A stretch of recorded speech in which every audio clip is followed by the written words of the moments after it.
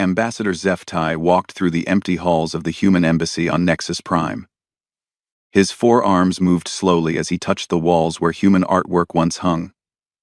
The silence felt heavy around him. 3 months ago, this place had been full of life. Human diplomats had rushed through these corridors. Scientists had worked late into the night. Children had played in the family quarters. Now there was nothing. The humans had left without warning.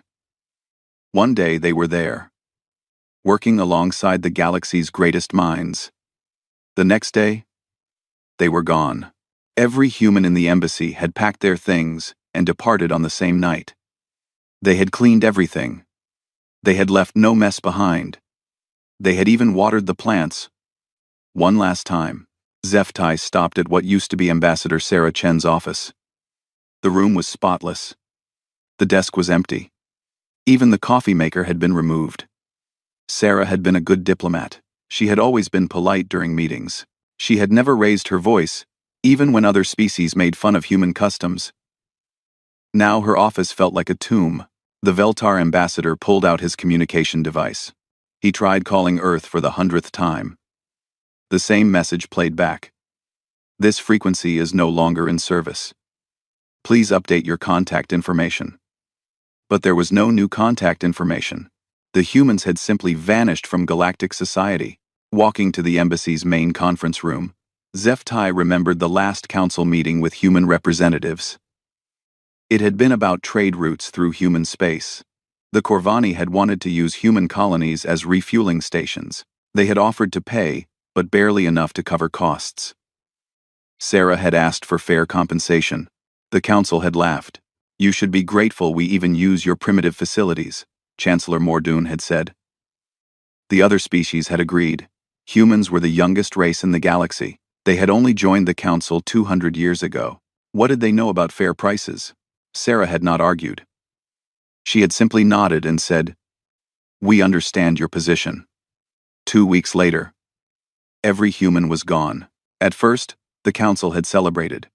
The Silic Confederacy had thrown parties. The Zethkri had made jokes about the children finally going home. The Corvani had claimed that now the real adults could make proper decisions. Everyone agreed that humans had been too pushy for such a young species. They had always wanted equal votes despite being primitive. They had insisted on being involved in every major decision. Now the galaxy could run smoothly without their interference. But things had started going wrong almost immediately. The trade routes that humans had patrolled were now full of pirates. The Veltar cargo ships that had once traveled safely through human-protected space were being robbed every week. When HFY had asked his security chief about it, the answer had been simple. The humans used to chase away the pirates. Now there is nobody there. "We can send our own ships," HFY had said. "Our ships are not fast enough." His security chief had replied. Human patrol ships were built differently. They could catch pirates that our vessels could never reach. It was the same story everywhere. The Zethkri quantum communication networks had started failing. These networks connected every major world in the galaxy. They allowed instant communication across thousands of light years. But they needed constant maintenance. The Zethkri had always been proud of their quantum technology. They had never mentioned that humans did most of the repair work. "Our engineers designed the systems," the Zethkri Council representative had explained during an emergency meeting. "But humans have been maintaining them for decades. They understood the practical problems better than our designers did. So fix them yourselves," the Silic ambassador had said. How hard can it be? That had been 6 weeks ago. The networks were still failing. The Silic Confederacy was having their own problems. Their biodome colonies were starting to break down. These domes provided perfect environments for Silic citizens on hostile worlds. They had always been the pride of Silic engineering. But now the atmospheric processors were malfunctioning. The air was becoming poisonous. Entire colonies were being evacuated. "We need to contact the original manufacturers," the Silic engineers had said. "We are the original manufacturers," their leaders had replied. "No," the engineers had explained patiently. "We designed the biodomes. But humans built the atmospheric processors. We just told them what we wanted. They figured out how to make it work. Zeftai had learned about an even bigger problem during a classified briefing last week. The early warning systems that watched the dark space beyond the galaxy had gone silent. These systems were supposed to detect threats from outside the galaxy. They had been humanity's pet project. Other species had thought it was a waste of time and money. Nothing ever came from the empty space between galaxies. But humans had insisted on building the monitoring stations anyway. Let them play with their toys, the council had decided. It keeps them busy. Now those toys were offline. The quantum relays that connected them to the galaxy's communication grid had stopped working. The automated distress beacons were silent. When survey ships had tried to reach the outer monitoring stations, they had found the jump gate coordinates encrypted with human security codes. Can we break the encryption? Zeftai had asked the intelligence briefer. We are trying, the Corvani technician had said. But human encryption is unusual. It does not follow standard galactic protocols. It will take months to crack. Maybe years. What were they watching for out there anyway? Another council member had asked. Unknown, the briefer had admitted. The humans never shared their sensor data. They just said they were monitoring potential threats. We assumed they were being paranoid. Now everyone was starting to wonder if human paranoia had actually been human wisdom. Zeftai reached the embassy's exit. He turned for one last look at the empty building. On the wall next to the door was a small plaque that had been left behind. It was written in human English. To our galactic neighbors, we hope you find the peace you were looking for. The ambassador read it several times before he understood what it meant. The humans had not left in anger. They had left because they finally understood how the rest of the galaxy saw them. They had been tolerated, not welcomed. They had been used, not respected. They had been treated like useful servants, not equal partners. And now the galaxy was learning what it meant to live without servants, who had been doing jobs nobody else wanted to do. 6 months had passed since humanity's quiet departure, and the galaxy was beginning to understand the true cost of their absence. Captain Velnari of the Silic medical transport ship Times Healing Dawn Times watched her cargo hold's biocontainment systems flash red warning lights. The vaccines she was carrying to the outer colonies were spoiling. The refrigeration units were failing one by one. These same units had worked perfectly for 20 years. Now they were breaking down faster than her engineers could fix them.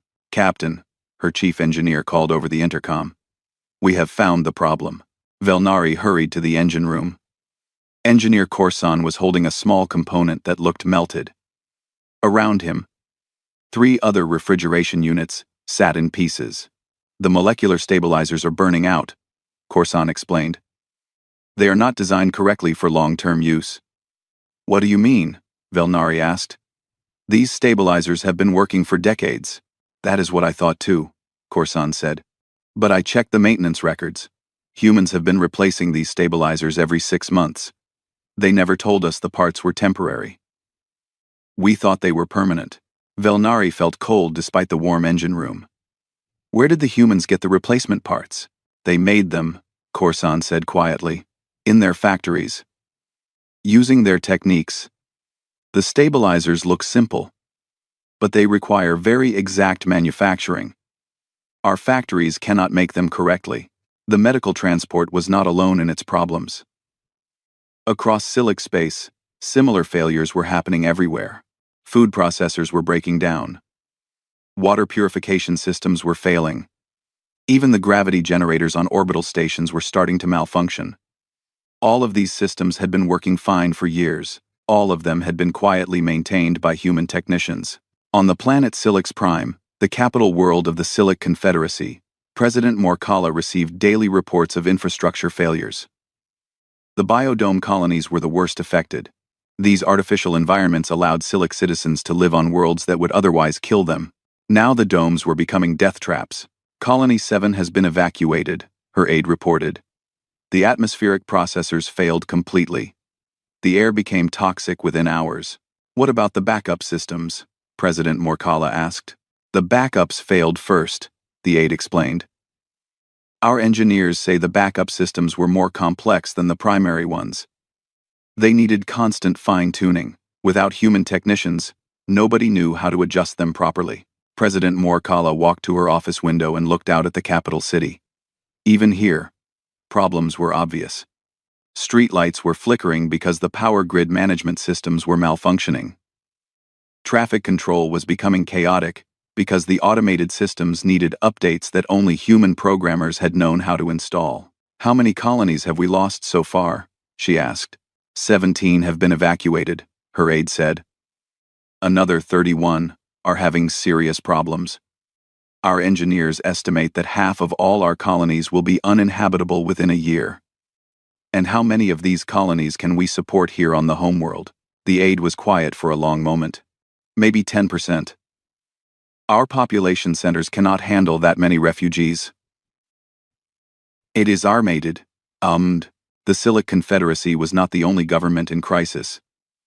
The Veltar hegemony was losing cargo ships to pirates at an alarming rate. Their military ships were too slow to catch the raiders. The pirates had learned that human patrol ships were gone. Now they operated freely in areas that had been safe for generations. Admiral Zethkol of the Veltar fleet stood in his command center, watching red dots mark the locations of recent attacks. The pattern was clear. Pirates were hitting every major trade route that had once been protected by human patrols. "We need to increase our security presence," his tactical officer suggested. "With what ships?" Admiral Zethkol replied. "Our fastest vessels can barely match the speed of human patrol ships from 30 years ago. The pirates are using newer technology than we have."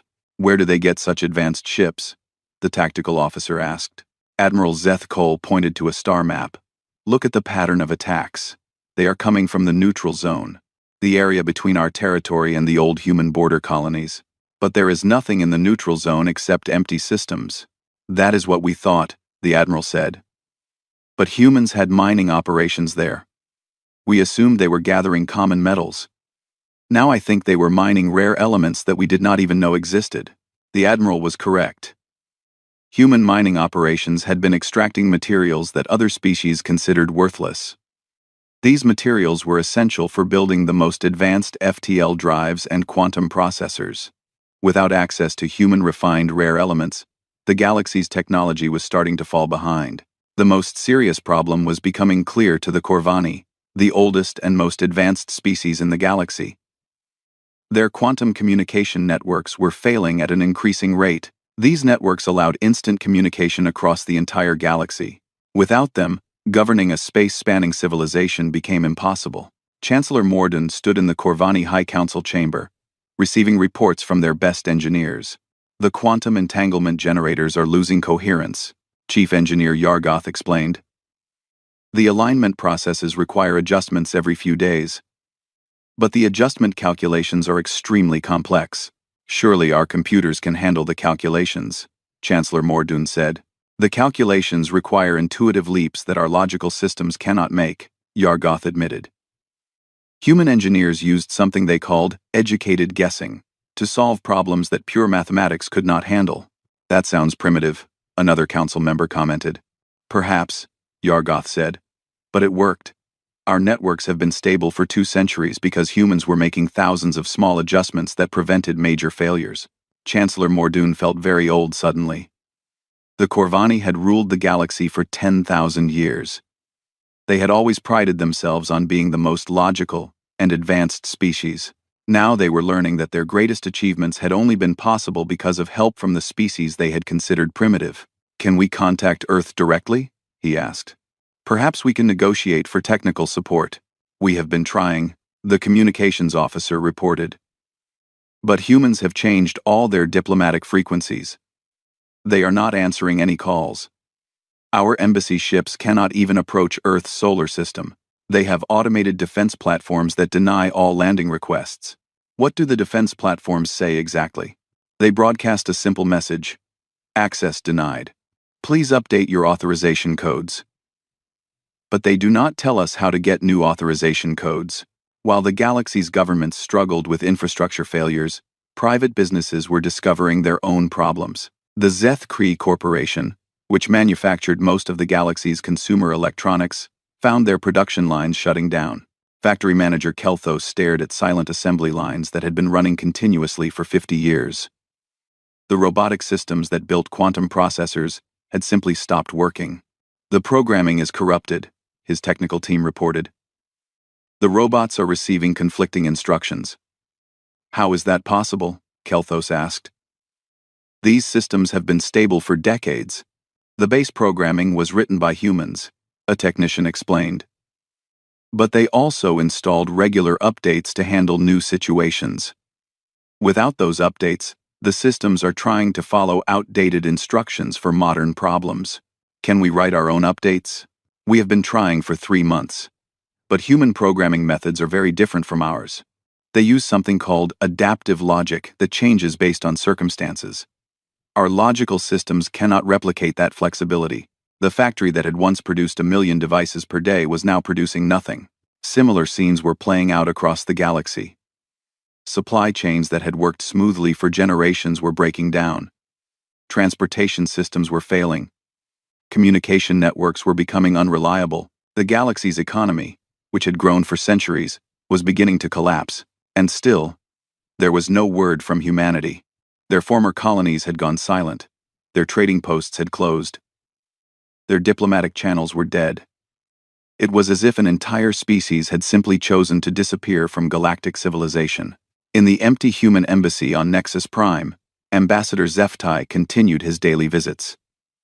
He walked through the silent halls, hoping to find some clue about where the humans had gone, or why they had left. But the building remained as clean and empty as the day they had departed. On his desk, he kept a growing stack of reports about infrastructure failures, economic problems, and system breakdowns. Every day, the stack grew larger. Every day, the galaxy's dependence on human technology became more obvious. But still, the Council refused to admit they had made a mistake. 1 year had passed since humanity's departure, and what had started as inconvenience had become disaster. Fleet Admiral Tarvek of the Galactic Defense Force watched in horror as the early warning test failed catastrophically. The massive display screen in the command center showed red error messages where green status lights should have been. The Galactic Defense Network, which protected every major world in the galaxy, had just collapsed completely. Report, Admiral Tarvek ordered, trying to keep his voice calm. Sir, the quantum entanglement communicators are not responding, his chief technician said. The entire backbone of the defense network has gone offline. That is impossible. The network has worked perfectly for 300 years. Yes, sir. But we have discovered something troubling. The quantum entanglement communicators were all manufactured by human companies. They require specific rare isotopes to function properly. Admiral Tarvek felt his heart skip a beat. What kind of rare isotopes? Synthetic elements that only exist in certain star types. The humans developed special mining techniques to extract them from stellar coronas. No other species has ever learned how to harvest these materials safely. The Admiral stared at the dead defense grid. Without the quantum communicators, military fleets across the galaxy could not coordinate their movements. If an attack came from outside the galaxy, the defense forces would be blind and scattered. How long would it take to replace the communicators with our own technology? He asked. The technician consulted his data pad. Our best estimate is 15 years, maybe 20. We would need to completely redesign the network from scratch. 20 years. Admiral Tarvek had commanded galactic defenses for 30 years. He had always believed that the defense network was the greatest achievement of galactic cooperation. Now he was learning that it had only worked because of technology that the Council had never bothered to understand. Far from the military command center, Dr.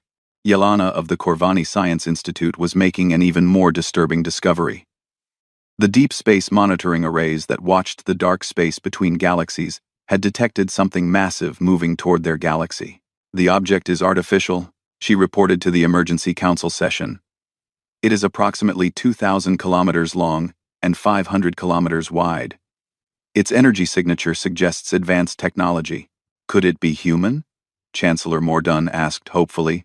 No, Dr. Yelena said. The signatures are completely unknown. Also, the object is coming from the direction of the Andromeda galaxy, not from human space. What do you think it is? Dr. Yelena hesitated before answering. Based on the energy patterns and movement speed, we believe it is some kind of construction vessel. It appears to be harvesting materials from empty star systems as it moves. Harvesting materials for what purpose? Unknown. We cannot get detailed readings because our long-range sensors are not powerful enough. The humans had much more advanced detection equipment, but those sensors were integrated with their monitoring stations. The council members looked uncomfortable. The human monitoring stations in dark space had been offline for a year. When engineering teams had tried to reach them, they had found the jump gate coordinates locked with human security codes that would take decades to break. "Can we send ships to investigate this object directly?" asked the Veltar representative. "We have tried," Admiral Tarvek reported. "But there is a problem. The route to the galaxy's edge passes through quantum storm fields. Human scout ships had special navigation systems that allowed them to traverse these storms safely. Our ships cannot get through." "What made human ships different?" Chancellor Mordun asked.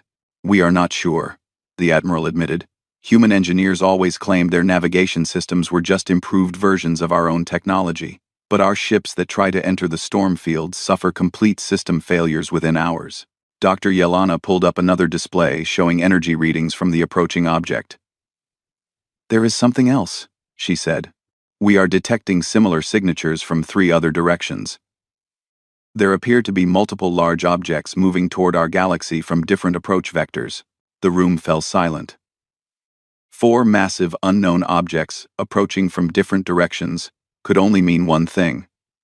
This was a coordinated action by some external force. "How long until they reach our territory?" asked President Morkala of the Silic Confederacy.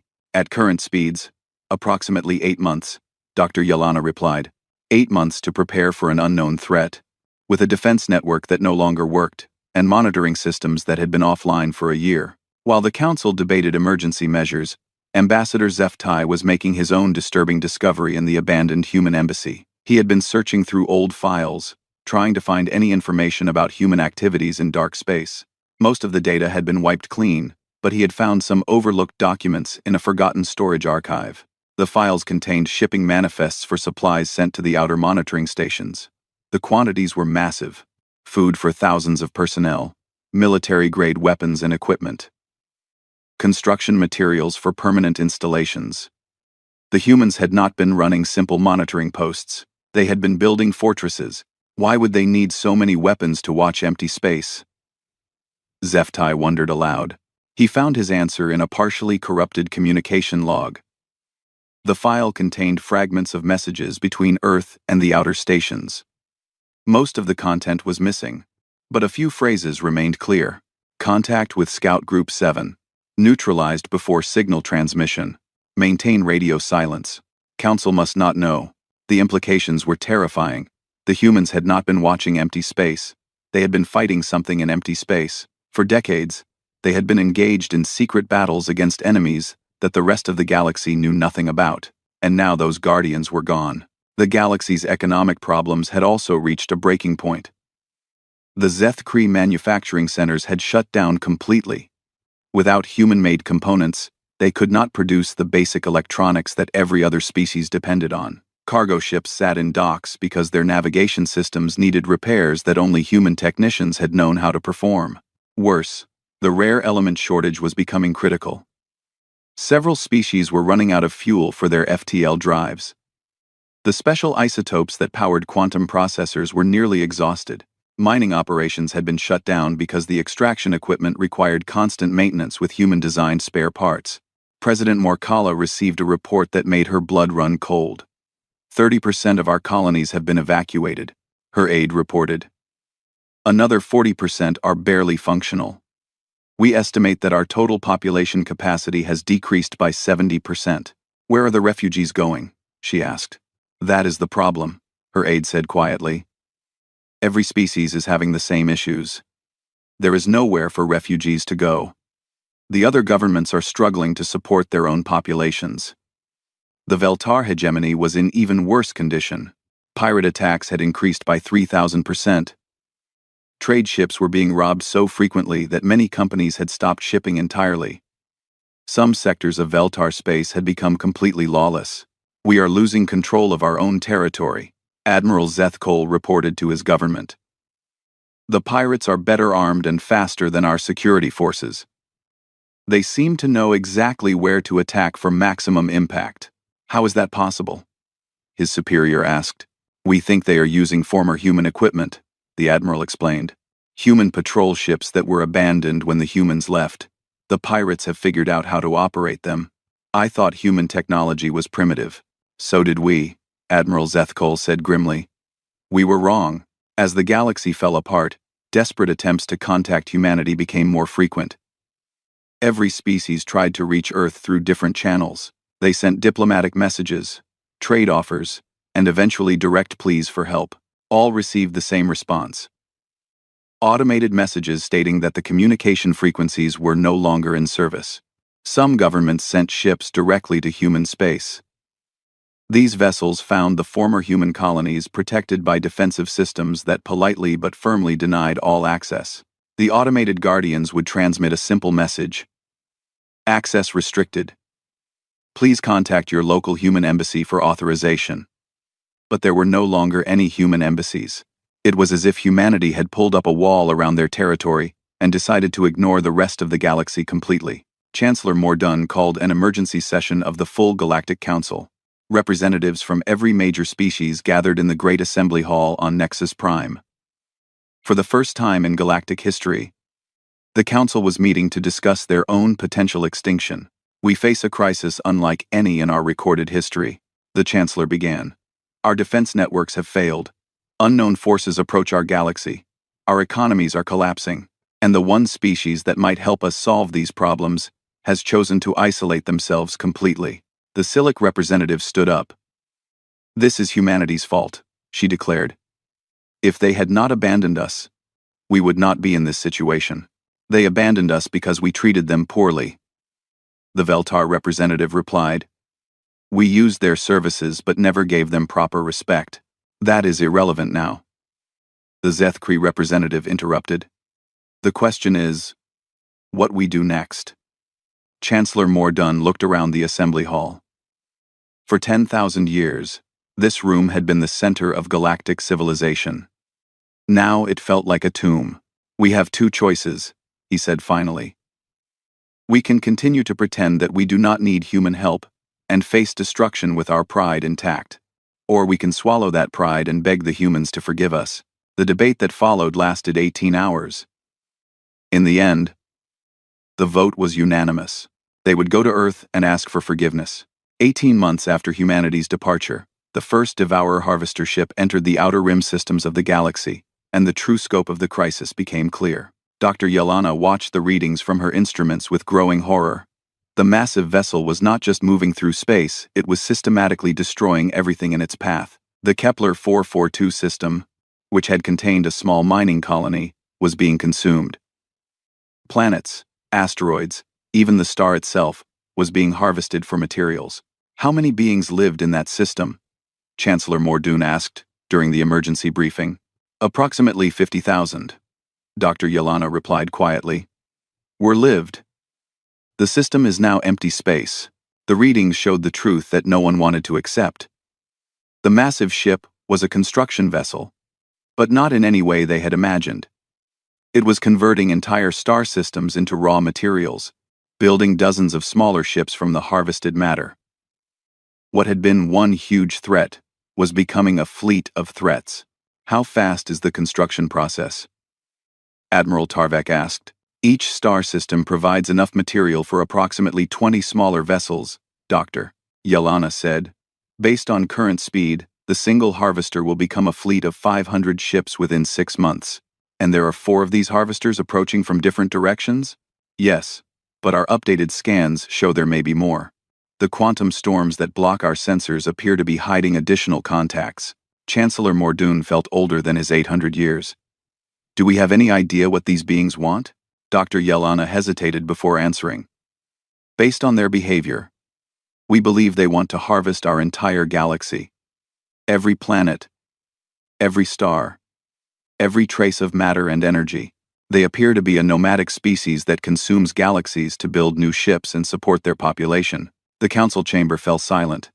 The idea was too vast and terrible to comprehend easily. These beings did not want to conquer the galaxy or rule it. They wanted to eat it completely. Surely our ancient defense protocols will activate, suggested the Corvani military representative. The first galactic civilizations built safeguards against exactly this type of threat. Chancellor Mordoon activated the archive displays that showed the galaxy's oldest defense systems. What they revealed made the crisis even worse. The ancient defense protocols failed 3,000 years ago, he announced. According to our deepest archives, the outer detection grid was compromised by an initial scout wave from these same entities. Since then, the protocols have been non-functional. Then how has the galaxy survived for 3,000 years? Demanded President Morkala. The answer came from an unexpected source. Ambassador Zeftai had been quietly researching human activities for months. Now he stood and activated a presentation that shocked everyone in the room. The humans have been protecting us, he said simply. For the past 2 centuries, they have been fighting a secret war against scout ships from this extragalactic swarm. The presentation showed evidence that Zeftai had gathered from dozens of sources. Shipping records from human colonies, military production reports, communication logs from deep space stations. When assembled together, they told an incredible story. Every human colony on the galactic rim was actually a military outpost, Zeftai explained. They were disguised as mining operations and research stations, but their real purpose was to detect and destroy scout ships before they could signal the main swarm. That is impossible, the Silic representative objected. We inspected human facilities regularly. We saw mining equipment and research laboratories. Yes, Zeftai agreed. But look at these production records. The humans were mining rare isotopes that have only one practical use: building weapons powerful enough to destroy ships with quantum shielding. Their research laboratories were developing stealth technology and early warning systems. The evidence was overwhelming. Human cargo ships had been heavily armed patrol vessels. Human research projects had been weapons development programs. Human mining operations had been fortress construction sites. For 2 centuries, while the rest of the galaxy had treated them as primitive newcomers, humans had been fighting an invisible war to protect everyone. How many scout ships did they destroy? Admiral Tarvek asked. Zeftai consulted his data. Based on ammunition consumption records and battle damage reports, we estimate approximately 1,500 enemy contacts over 200 years. The humans prevented 1,500 separate attempts by the swarm to locate our galaxy. And we never knew? The humans made sure we never knew. Every engagement was classified. Every victory was hidden. They did not want to cause panic or reveal the threat until they were certain they could handle it. Dr. Yelena was studying the tactical reports. This explains the quantum storms around the galaxy's edge, she realized. They are not natural phenomena. The humans created them as a defensive barrier. The storms disrupt long-range sensors and communication signals, so the barriers that prevent us from investigating the outer rim were designed to prevent scout ships from signaling back to the main swarm, Dr. Yelena confirmed.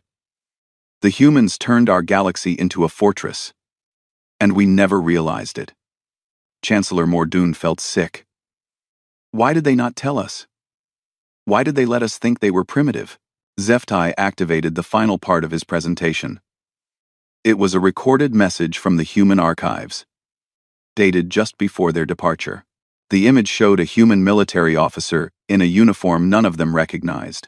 This is Admiral Sarah Chen of the Terran Defense Command. The recording began. If you are watching this message, it means our secret guardianship has been discovered. By now, you probably understand what we have been protecting you from. The recording continued. We kept this war secret because we believed you were not ready to accept the truth. Every time we tried to warn the Council about external threats, you dismissed our concerns as human paranoia. You told us we were too aggressive, too militaristic, too focused on imaginary enemies. Admiral Chen's image looked tired. We decided it was better to fight alone than to cause panic. We hoped to defeat the scout waves permanently before the main swarm arrived. We were wrong. The main swarm has found us. 4 harvester fleets are approaching the galaxy from different vectors. Our models suggest that at least 12 more harvesters are hidden beyond our sensor range. We estimate the total invasion force at approximately 20 capital ships and 5,000 support vessels. The recording paused, and Admiral Chen seemed to be struggling with her next words. The Council made their position clear in our final trade negotiations.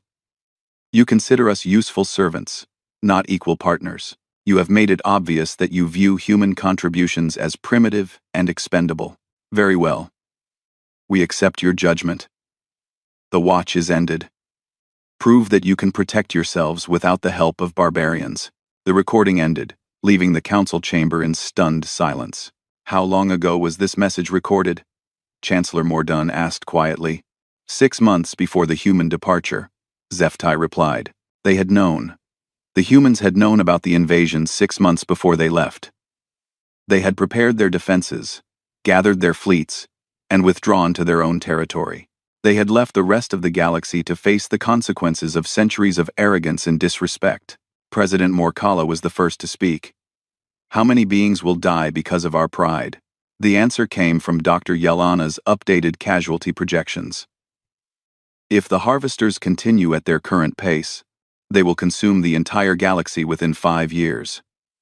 Total estimated deaths, 700 billion sentient beings. 700 billion lives.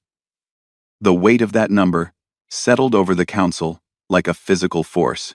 Every major species in the galaxy faced complete extinction, not because they lacked the technology to defend themselves, but because they had driven away the people who had been defending them for generations. What are the humans doing now? Asked the Veltar representative. Are they building defenses in their own territory? Zeftai activated his final display. It showed long-range sensor readings from the edge of human space. What they revealed was both terrifying and impressive. Human space is no longer recognizable, he reported. Every system has been converted into a fortress. The number of military vessels under construction suggests they are preparing for a war that will determine the survival of all organic life in this galaxy. Will they win? Chancellor Mordun asked. Unknown, Admiral Tarvek said after studying the tactical data. Human military technology appears to be centuries ahead of our own. Their ship designs incorporate principles we do not understand. But the enemy outnumbers them by at least 20 to 1. The truth was becoming clear. Humanity might be able to save themselves, but they could not save the rest of the galaxy. Not alone. The defensive network that had protected everyone for 2 centuries had required the combined resources of human space and the voluntary cooperation of every other species. Now the humans had resources but no cooperation. The rest of the galaxy needed cooperation, but lacked resources. Separated, both would fall to an enemy that had consumed countless galaxies before them. We have to go to Earth, President Morkala said finally.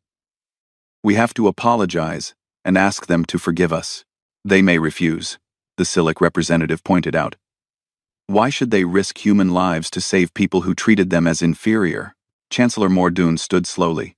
He was the oldest being in the chamber, and he remembered the early days when humans had first joined the Council. He remembered their eagerness to help, their willingness to take on dangerous jobs that other species avoided, their constant efforts to prove themselves worthy of respect. He also remembered how the Council had responded to those efforts. The dismissive comments, the condescending attitudes, the casual assumption that human contributions were less valuable because they came from the youngest species. They should refuse, he said quietly. We do not deserve their help. But we are going to ask anyway. Because the alternative is the death of everything we have ever loved. The vote was unanimous. A delegation would travel to Earth carrying the formal surrender of the Galactic Council and a plea for humanity's forgiveness. The only question was whether they would arrive before the galaxy burned. 2 years after the silent retreat, Ambassador Zeftai led a desperate diplomatic mission through the heavily defended approaches to Earth. The fleet of 6 vessels carried the formal surrender documents of every major species in the galaxy, but Zeftai wondered if they would survive long enough to deliver them. Human space had become unrecognizable. Where once there had been peaceful colonies and research stations, now massive orbital fortresses blocked every approach route. Weapon platforms the size of small moons tracked their movement with targeting sensors that made Zeftai's skin crawl. The automated defense systems that challenged them used technology far beyond anything in galactic databases. Unidentified vessels, you are entering restricted space, came the broadcast on all frequencies. State your purpose, "This is Ambassador Zeftai of the Galactic Council," he replied. "We carry urgent diplomatic communications for the Terran government." There was a long pause before the response came. "Ambassador Zeftai, your vessel has been identified. You are cleared to proceed to Luna Station. Be aware that any deviation from the provided flight path will result in immediate destruction." The flight path took them past installations that defied belief. Shipyards stretched for thousands of kilometers, producing vessels whose designs incorporated principles that seemed to violate known physics. Manufacturing platforms converted raw asteroids into finished warships faster than should have been possible. Most disturbing of all, every human they glimpsed during the journey appeared to have been enhanced far beyond baseline human capabilities. Luna Station itself was a marvel of military engineering. The ancient moon had been hollowed out and converted into the largest fortress Zeftai had ever seen. Defense grids bristled from every surface. Launch bays large enough to house entire fleets, carved deep into the lunar rock. This was not the infrastructure of a peaceful civilization. This was the war machine of a species that had prepared for total conflict. The reception chamber where they were taken was both impressive and intimidating. The walls displayed real-time tactical information showing the positions of Devourer fleets, human defensive formations, and casualty reports from outer rim systems. The scale of the coordination involved suggested a military organization operating at levels far beyond anything the Council had imagined possible. Admiral Chen Wei-Lin entered the chamber flanked by officers whose augmented bodies moved with inhuman precision. The Admiral herself appeared to be in her 50s, but her eyes carried the weight of decades spent preparing for this war. When she spoke, her voice was calm but carried an authority that made every Council representative unconsciously straighten. "Ambassador Zeftai," Admiral Chen said. "I remember you from the trade negotiations 18 months ago. You were one of the few council members who treated our representatives with basic courtesy." "Admiral Chen," Zeftai replied, offering the formal greeting gesture of respect. "We come bearing the surrender documents of the Galactic Council and a plea for humanity's assistance in defending our shared galaxy." "Shared galaxy?" Admiral Chen's eyebrow raised slightly. "Is that how you see it now?" "Interesting how perspectives change when survival is at stake." Chancellor Mordoon stepped forward. Despite his age and dignity, he performed the complete prostration ritual, lowering himself to the floor in the ultimate gesture of submission. "Humanity was right about everything," he said clearly. "We were wrong about everything. We treated you as servants when you were guardians. We mocked your warnings when they were prophecies. We dismissed your contributions when they were the foundation of our civilization." Admiral Chen studied the elderly Corvani leader. "Rise, Chancellor. Prostration is not necessary. We are not interested in humiliation." "What are you interested in?" President Morkala asked. "Survival," Admiral Chen replied simply. She activated a holographic display showing the galaxy's current tactical situation. Red markers indicated Devourer positions. Blue markers showed human fleet formations. The few green markers representing functional galactic government forces looked pathetically small by comparison. "The Devourers have already consumed 47 star systems," Admiral Chen reported. "Our intelligence suggests they will have converted those systems into approximately 900 combat vessels within 3 months. Their total force estimate is now 25 capital harvesters and 8,000 support ships. What can humanity field against them?" Admiral Tarvek asked. Admiral Chen manipulated the display to show human force compositions. The Terran Defense Force currently operates 400 capital ships and approximately 2,000 escort vessels. We also have extensive fixed defenses and can produce replacement vessels at a rate of 50 ships per month. The numbers were sobering. Even with their advanced technology, humans were outnumbered by more than 3 to 1. The Council representatives began to understand why humanity had withdrawn to prepare, rather than attempting to defend the entire galaxy. "However," Admiral Chen continued, "our analysis indicates that a purely defensive strategy will fail eventually. The Devourers can produce ships faster than we can destroy them. Victory requires coordinated offensive action against their primary construction facilities." "What kind of coordination?" Zeftai asked. Admiral Chen smiled grimly.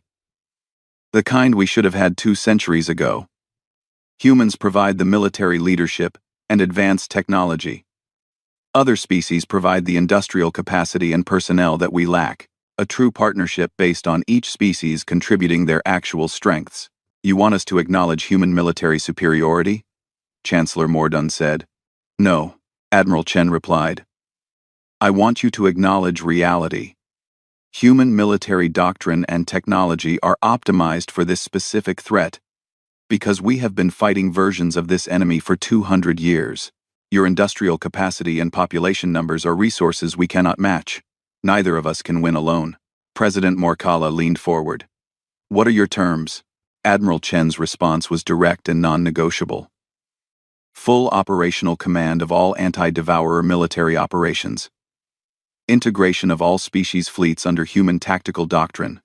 Complete access to galactic industrial resources for warship production. And formal acknowledgement that humanity's previous contributions to galactic security were essential rather than peripheral. In other words, the Silic representative said bitterly, you want us to admit that we were always dependent on you. You were always dependent on us, Admiral Chen replied without emotion. The question is whether you can accept that reality quickly enough to survive the next year. The council representatives withdrew to deliberate. The debate was brief and one-sided. 12 star systems had fallen just during their journey to Earth. Pride was a luxury they could no longer afford. We accept your terms, Chancellor Mordun announced upon their return. Humanity has operational command of all galactic defense operations. Admiral Chen nodded and immediately began issuing orders to her staff. Signal all human fleets to begin convergence on Rally Point Theta. Contact Corvani shipyards and begin immediate production of Hunter-class vessels using human specifications. Redirect Veltar cargo fleets to begin transporting military supplies to forward bases. Silic bioengineering facilities will begin producing enhanced life support systems for extended combat operations. The transformation was immediate and staggering. Within hours, the chaotic collection of failing governments became a coordinated war machine. Human officers arrived at every major industrial center, bringing plans for converting civilian infrastructure to military production.